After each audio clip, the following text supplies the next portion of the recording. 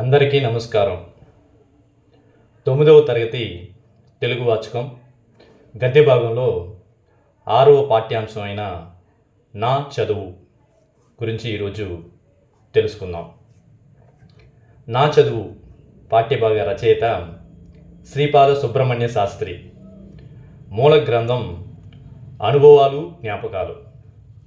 ఈ పాఠ్యాంశంలో భాగంగా చదవండి చర్చించండి అనే అంశంలో శిఖామణి గారి మువ్వల చేతికర్ర అనే వచన కవితను ఇవ్వడం జరిగింది. శిఖామణి గారు శిఖామణి అనేటటువంటి పేరుతో ప్రసిద్ధి చెందినటువంటి రచయిత. అయితే ఇతని అసలు పేరు కర్రీ సంజీవరావు. ఈయన తెలుగు విశ్వవిద్యాలయంలో అధ్యాపకులుగా ఉన్నారు. శిఖామణి గారు లావణ్య అనే కలం పేరుతో మొదట రచనలు సాగించేవారు.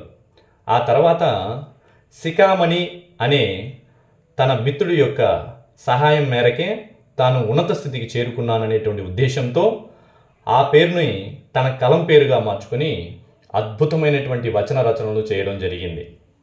మువ్వల చేతికర్ర అనే వచన కవితా సంపుటి నుంచి ఈ మువ్వల చేతికర్ర అనే వచన కవితను తీసుకోవడం జరిగింది. ఈ మువ్వల చేతికర్ర అనే వచన కవితా సంపుటికి అనేక రకాలైనటువంటి అవార్డులు రావడం జరిగింది. ప్రేవర్స్ ఫ్రంట్ అవార్డు, సమతా రచయిత సంఘం అవార్డు, తెలుగు విశ్వవిద్యాలయ కవితా పురస్కారం, ఉమ్మడి శెట్టి సాహితీ అవార్డు, బులుసు సీతారామశాస్త్రి స్మారక పురస్కారం, ఇలా అనేక అవార్డులు ఈ మువ్వల చేతికర్ర వచన కవితా సంపుటికి రావడం జరిగింది. ఈ రచనలే కాకుండా చిలక్కొయ్య, దళిత సాహిత్య తత్వం, ది బ్లాక్ రెయిన్బో అనే రచనలు వీరి ప్రసిద్ధమైనటువంటి రచనలు. మన పాఠ్యాంశంలో భాగంగా చదవండి చర్చించండిలో ఇచ్చిన మువ్వల చేతికర్ర వచన కవితను ఇప్పుడు పరిశీలిద్దాం. నన్ను సముద్రపు టొడ్డున వదిలేయండి, ముత్యం దొరకలేదని బాధపడను. ఇసుకలో పిచ్చుక గూళ్ళు కట్టి ఒక మహా సామ్రాజ్యాన్ని నిర్మించుకుంటాను. అలలు నడిచిన అడుగుజాడలు పరికిస్తూ ఓ గుడ్డి గవ్వను ఏరుకుని సంబరపడిపోతాను. నన్ను తోటలో విడిచిపెట్టేయండి, కోకిల పాట వినపడలేదని కొంచెం కూడా చింతించెను. కొమ్మనున్న పండు కోసం ఎగిరి ఎగిరి అలసి సొలసి చివరకు చతికిల పడిపోయి చిన్న పిల్లాడిలా పిర్రలకు అంటుకున్న మట్టిని అరచేతులతో అటూ ఇటూ దులిపేసుకుంటాను. నన్ను తూనీగలాగో సీతాకొక చిలుకలాగో గాలిలోకి వదిలేయండి. పూలు లేవని, వన్నెల ఇంద్రచాపం లేదని చిన్నబుచ్చుకోను. గాలి భాషకు వ్యాకరణం సర్వస్వాన్ని రాసిపారేసి వర్షాల గురించి, వాయుగుండాల గురించి మీ చెవిలో రహస్యాలను ఊదేస్తాను. అదీ కాకపోతే ఓ అనాథ పిల్లాడి మల్లే జనసమర్థం గల చౌరస్తాలో నన్ను విడిచిపెట్టేయండి. ఆదరించేవారు లేరని ఆవేదన చెందను.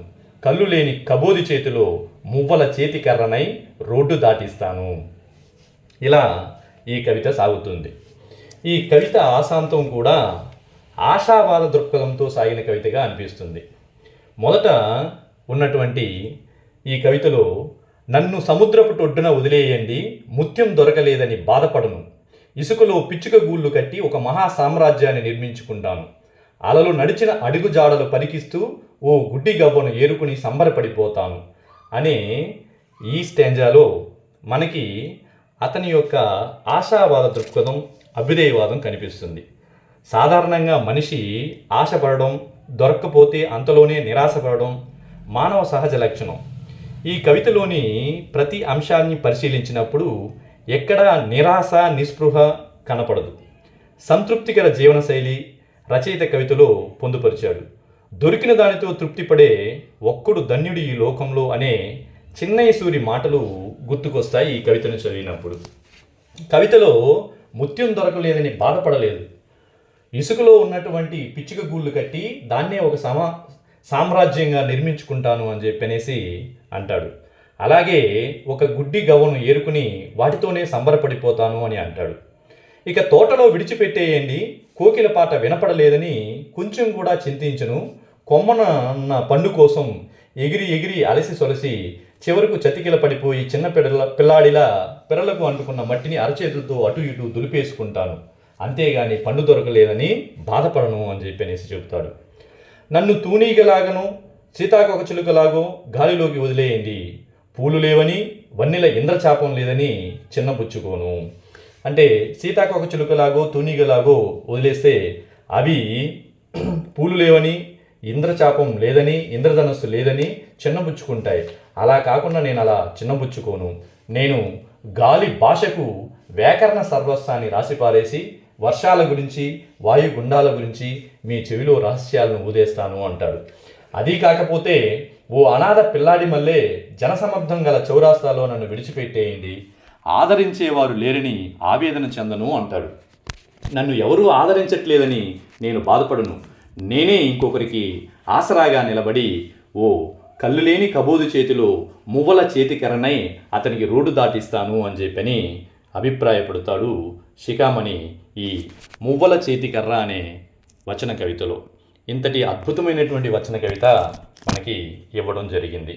ఈ కవిత ఆశాంతం కూడా నిరాశ నిస్పృహలకు లోను కాకుండా దొరికిన దానితో తృప్తిపడడం, ఉన్నదానితో సంతోషపడడం, ఇంకా నిరాశకు లోను కాకుండా ఆశావాద దృక్పథంతో ముందుకెళ్ళడం అనేటటువంటి ఆశావాద దృక్పథాన్ని, అభ్యుదయవాదాన్ని ఈ కవితలో మనకి కనిపిస్తూ ఉంది. ఇక చదవండి చర్చించండి అనే అంశం అయిన తర్వాత పాఠ్యాంశ ఉద్దేశం. పాఠ్యాంశ ఉద్దేశాన్ని పరిశీలించినప్పుడు ఉద్దేశంలో విద్య వలన వినయం, వినయం వలన పాత్రత కలుగుతుంది అనేది ఆశవాక్యం.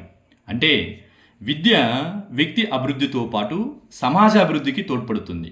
విద్యాభ్యాసం కోసం ఎంతోమంది ఎన్ని ఆటంకాలు వచ్చినా ఎదురీది వివిధ ప్రయత్నాలు చేసి సఫలీకృతులయ్యారు. అలాగే కోరుకున్న రంగంలో రాణించి దేశాభివృద్ధిలో భాగస్వాములయ్యారు. విద్యార్థులకు అలాంటి వ్యక్తుల జీవిత విశేషాలను తెలియజేసి వారి బాటలో నడిచేలా చూడడం, దేశాభివృద్ధికి పాటుపడేలా చేయడం ఈ పాఠం ఉద్దేశం. కాబట్టి విద్య వలన వినయం వస్తుంది, వినయం వలన పాత్రత కలుగుతుంది. పాత్రత అంటే వ్యక్తిత్వం, వ్యక్తిత్వం ఏర్పడుతున్నది పెద్దల యొక్క మాట. అంటే విద్య కేవలం వ్యక్తి యొక్క వ్యక్తిత్వం, ప్రవర్తన అభివృద్ధి చెందడంతో పాటు సమాజ కాంక్షను కూడా కోరుకుంటుంది. విద్యను చక్కగా నేర్చుకున్నటువంటి వాడు తాను బతకడంతో పాటు 10 మందిని బతికిస్తాడు అనేటువంటిది నానుడి.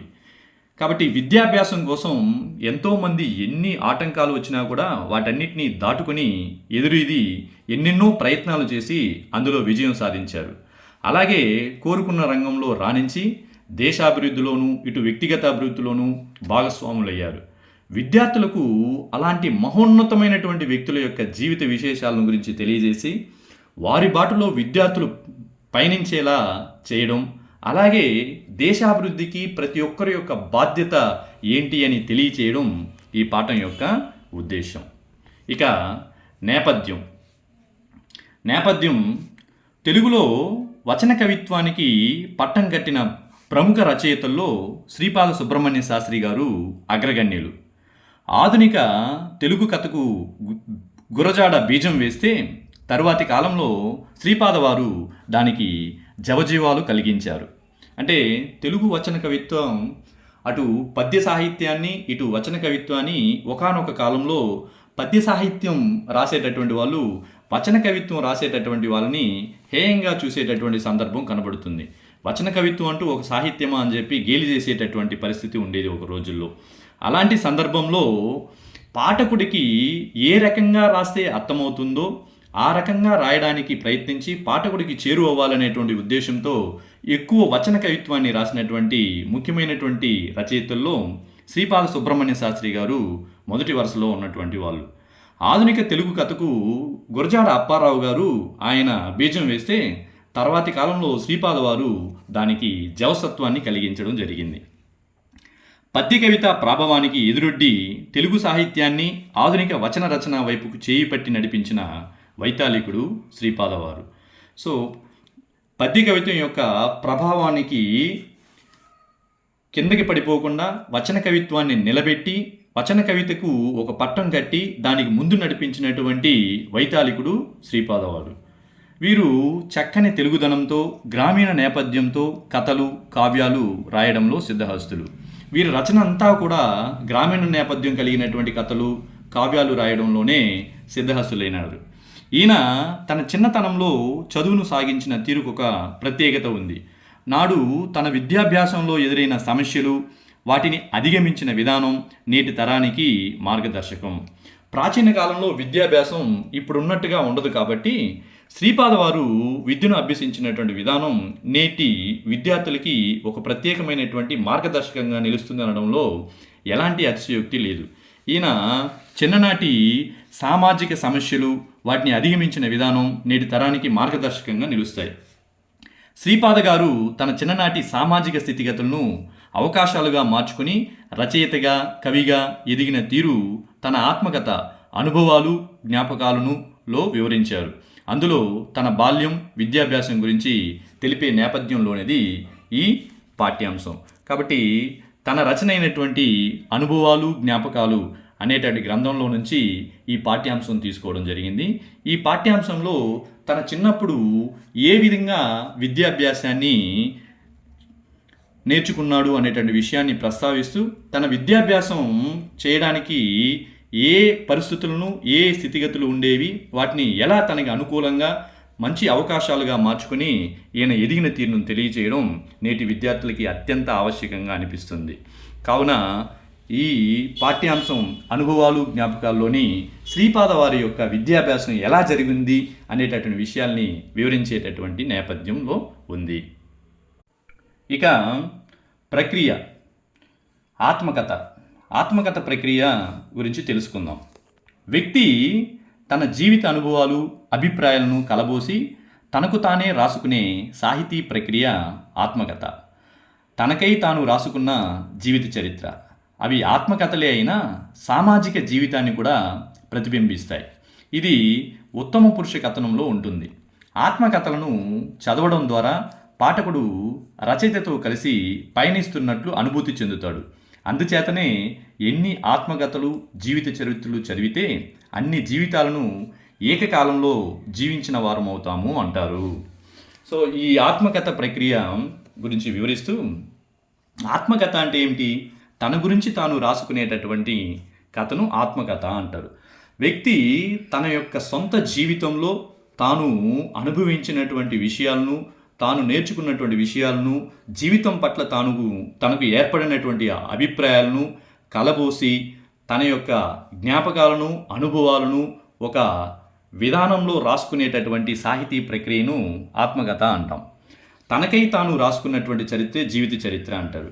అవి ఆత్మకథలే అయినా అందులో ఉన్నటువంటి విషయం తన గురించి అయినా సామాజిక జీవన విధానాన్ని కూడా ప్రతిబింబిస్తాయి ఈ ఆత్మకథలు. ఆనాటి సమకాలీనటువంటి పరిస్థితులు, ఆనాటి సామాజిక పరిస్థితుల గురించి వివరిస్తాయి. ఇవన్నీ కూడా ఉత్తమ పురుష కథనంలో ఉంటుంది. ఆత్మకథను చదవడం ద్వారా పాఠకుడు రచయిత యొక్క తన కాలానికి వెళ్ళిపోయి తన కాలంలో తనతో పాటు జీవించినట్లు అనే అనుభూతిని చెందుతాడు. అలా చెందడం వల్ల గొప్ప వ్యక్తితో ప్రయాణం చేస్తున్నట్లుగా, గొప్ప వ్యక్తి సాంగత్యం చేస్తున్నట్లుగా అనుభూతి చెందుతాడు పాఠకుడు. అందుకనే ఎన్ని ఆత్మకథలు చదివితే, ఎన్ని జీవిత చరిత్రలు చదివితే అన్ని జీవితాలను ఏకకాలంలో జీవించిన వారం అవుతాము అంటారు. తరువాతి ఆత్మకథ ప్రక్రియ తర్వాత రచయిత పరిచయం. రచయిత యొక్క పరిచయం చూస్తే శ్రీపాద సుబ్రహ్మణ్య శాస్త్రి గారు 23/4/1891లో జన్మించారు. అలాగే 25/2/1961లో మరణించడం జరిగింది. ఇక రచయిత పరిచయంలోకి వెళ్తే 20వ శతాబ్దపు తెలుగు కథకుల్లో విశిష్టంగా చెప్పుకోదగ్గ రచయితల్లో శ్రీపాద సుబ్రహ్మణ్య శాస్త్రి గారు ఒకరు. ఈయన తూర్పుగోదావరి జిల్లా పాలమూరులో జన్మించారు. మహాలక్ష్మి సోదెమ్మ, లక్ష్మీపతి సోమయాజులు వీరి తల్లిదండ్రులు. ఈయన వడ్లగింజలు, మార్గదర్శి, పుల్లంపేట జరిచీర, వీరపూజ, గులాబీ అత్తరు, కీలెరిగిన వాత మొదలైన 75 కథలను, మిథునానురాగం, శ్మశాన వాటిక మొదలైన నవలలు, ప్రేమపాసం, రాజరాజు, రక్షాబంధనం మొదలైన నాటకాలు, ఆయుర్వేద యోగ, ముక్తావళి వంటి వైద్యశాస్త్ర గ్రంథాలు ఎన్నో రాశారు. ఎన్నో అవధానాలు చేసి కనకాభిషేకం అందుకున్నారు. శ్రీపాద వారి వచనము తెలుగువారికి, తెలుగుతనానికి నారాయణ కవచము అని శ్లాఘించారు మల్లాది రామకృష్ణ శాస్త్రి గారు. ప్రస్తుత పాఠ్యభాగం అనుభవాలు, జ్ఞాపకాలను నుంచి ఎంపిక చేసిన సన్నివేశాల ఆధారంగా రూపొందింది. ఇక రచయిత పరిచయంలో ఇక్కడ రచయిత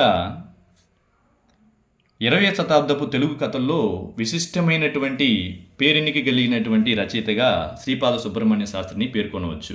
ఈయన తూర్పుగోదావరి జిల్లా పాలమూరులో జన్మించినట్లు తెలుస్తుంది. మహాలక్ష్మి సోదెమ్మ, లక్ష్మీపతి సోమయాజుల యొక్క పుత్రుడే ఈ శ్రీపాద సుబ్రహ్మణ్య శాస్త్రి. ఈయన అనేక వచన కవితలను రాశారు.